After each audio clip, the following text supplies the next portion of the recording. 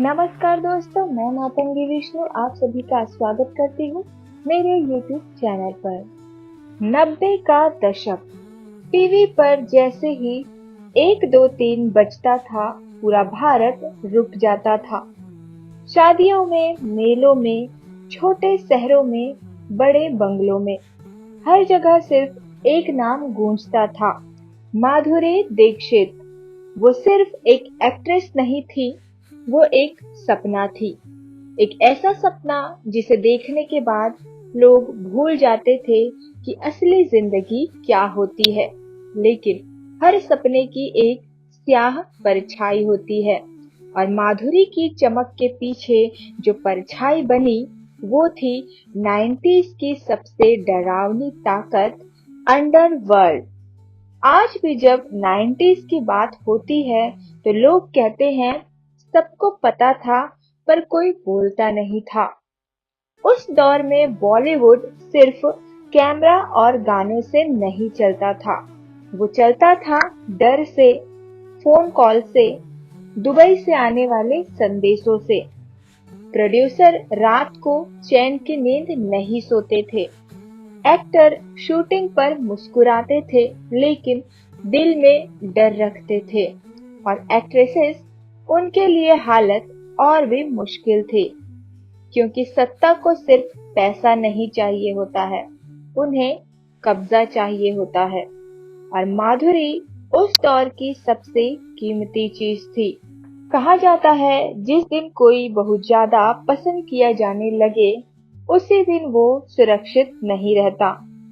Industry की गलियारों में एक नाम फुसफुसाहट की तरह घूमता था, दाऊद इब्राहिम।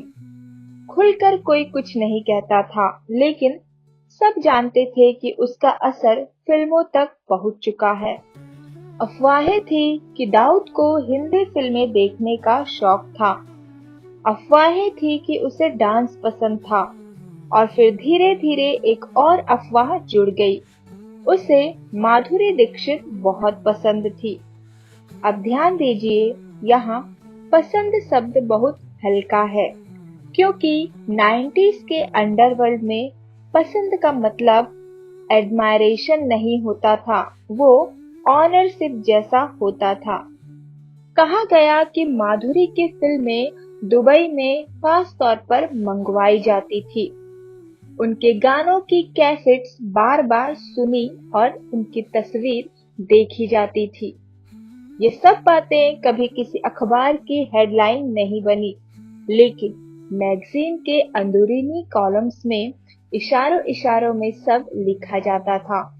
और यही चीज कहानी को और ज्यादा डरावनी बनाती है, क्योंकि जब कोई चीज खुले में नहीं कही जाती तो समझ लीजिए वो सच के बहुत करीब होती है। उस दौर में कई एक्टर्स ने सालों बाद माना कि उन्हें अंडरवर्ल्ड से कॉल आती थी, कभी सीधे, कभी किसी और के जरिए। फला फिल्म साइन कर लो, उस डेट पर शूटिंग रखो, इस प्रोड्यूसर के साथ काम करो। ना कहना आसान नहीं था। अब सोचिए, अगर एक मेल एक्टर के लिए हालात ऐसे थे, तो देश की सबसे खूबसूरत, मशहूर एक्ट्रेस के लिए कितना ज्यादा दबाव रहा होगा। माधुरी ने कभी इस बात पर खुलकर कुछ नहीं कहा, न तब कहा और न ही आज। और यही उनकी खामोशी लोगों के लिए सबसे बड़ा सवाल बन गई।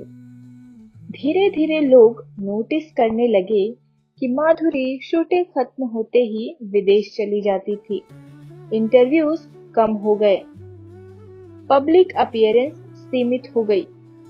कुछ लोगों ने कहा वो बस अपनी लाइफ एंजॉय कर रही है, लेकिन कुछ ने फुसफुसाकर कहा वो अब दूरी बना रही है। दूरी किससे और क्यों? फिर आया वो साल जिसने हर किसी को चौंका दिया, 1999। कोई लव स्टोरी नहीं, कोई लंबे अफेयर की खबर नहीं, कोई फिल्मी शादी नहीं। अचानक खबर आती है कि माधुरी ने शादी कर ली, एक डॉक्टर से, जो न बॉलीवुड से है, न मीडिया से, और शादी के तुरंत बाद वो भारत छोड़ देती है और सीधे अमेरिका। उस वक्त फैंस टूट गए, इंडस्ट्री हैरान रह गई। कहा गया कि अमेरिका को इसलिए चुना गया क्योंकि वहां अंडरवर्ल्ड का असर नहीं था, क्योंकि वहां एक आम जिंदगी जी सकती थी, क्योंकि वहां कोई फोन कॉल नहीं आता, कोई दबाव नहीं, कोई डर नहीं। क्या ये सच था या सिर्फ लोगों की कल्पना? आज तक इसका कोई पुख्ता सबूत नहीं मिला, कोई केस नहीं, कोई शिकायत नहीं, लेकिन फिर भी ये कहानी आज तक जिंदा क्यों है? क्योंकि माधुरी सिर्फ एक्ट्रेस नहीं थी, वो एक दौर थी। शायद यही वजह थी कि जब भी 90s की बात आती थी, लोग सिर्फ फिल्में याद नहीं करते, लोग डर याद करते हैं। उस दौर में कुछ सवाल ऐसे थे जो कोई कैमरे के सामने नहीं पूछता था। जैसे, अगर अंडरवर्ल्ड इतना ताकतवर था, तो क्या वो देश की सबसे बड़ी एक्ट्रेस को नजरअंदाज कर सकता था? जवाब सबको पता था, लेकिन बोलने की हिम्मत किसी में नहीं थी। कई पुराने फिल्म जर्नलिस्ट के बारे में इशारों में कहा गया, कुछ स्टार ऐसे थे जिनकी शूटिंग शेड्यूल, उनकी सुरक्षा, यहाँ तक कि उनके इंटरव्यू सवाल भी सोच समझकर तय होते थे। माधुरी का नाम उन लिस्टों में लिया जाता था, खुले तौर पर नहीं, लेकिन बंद कमरों में। कुछ लोगों ने दावा किया कि उनके विदेशों में परफॉर्म करने के ऑफर आए, जो बहुत ज्यादा पैसे वाले थे, इतने ज्यादा कि कोई आम प्रोड्यूसर नहीं दे सकता था। और जब ऐसे ऑफर आते थे तो मना करना आसान नहीं होता था। कहा जाता है कि माधुरी ने कई बार खुद को ऐसी परिस्थितियों से दूर रखने की कोशिश की। वो अपने काम में डूबी रही, डांस में, शूटिंग में, लेकिन बाहर की दुनिया कुछ और ही कहानी लिख रही थी। यही वो समय था जब मीडिया ने उन्हें मिस्ट्री वुमन कहना शुरू किया। वो हंसती थी, स्टेज पर चमकती थी, लेकिन उनके आसपास एक अदृश्य घेरा था। फिर एक और चीज लोगों को अजीब लगी। माधुरी ने कभी किसी बड़े फिल्मी खानदान में शादी क्यों नहीं की, किसी सुपरस्टार से घर नहीं बसाया। उन्होंने चुना एक ऐसा इंसान जिसका बॉलीवुड से कोई लेना देना नहीं था। कुछ लोग कहते हैं यही उनके सबसे बड़ी समझदारी थी, क्योंकि अगर आप किसी सिस्टम से बाहर निकलना चाहते हैं तो आपको सिस्टम के बाहर का दरवाजा पकड़ना पड़ता है।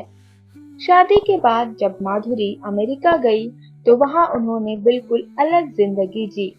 कोई चमक नहीं, कोई लाइमलाइट नहीं, कोई डर नहीं। और यहीं से एक और सवाल पैदा होता है, अगर सब कुछ नॉर्मल था तो क्या उन्हें इतनी दूर जाने की जरूरत थी, या फिर क्या दूरी ही एकमात्र सुरक्षा थी? कुछ लोग कहते हैं माधुरी भागी नहीं, उन्होंने बस समय रहते खुद को बचा लिया।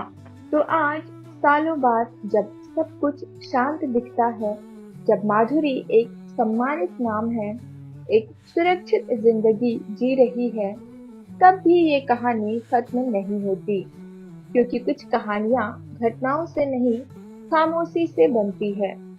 अगर वाकई कुछ नहीं था तो सवाल उठे ही क्यों? अगर सब अफवाह थी तो अफवाहें दशकों तक जिंदा क्यों रही? शायद इसलिए क्योंकि 90s सिर्फ फिल्मों का दौर नहीं था, वो डर का दौर था, और डर में पैदा हुई हर कहानी थोड़ी सच्ची लगने लगती है। हो सकता है माधुरी सिर्फ अपनी जिंदगी चुन रही थी, हो सकता है शादी सिर्फ प्यार का फैसला था, हो सकता है अमेरिका जाना सिर्फ एक बेहतर भविष्य की चाह थी, लेकिन हो सकता है ये सब एक साथ भी सच हो, क्योंकि हर मुस्कुराती हुई औरत अपनी पूरी कहानी दुनिया को नहीं बताती, और हर सुपरस्टार अपनी लड़ाई कैमरे के सामने नहीं लाता।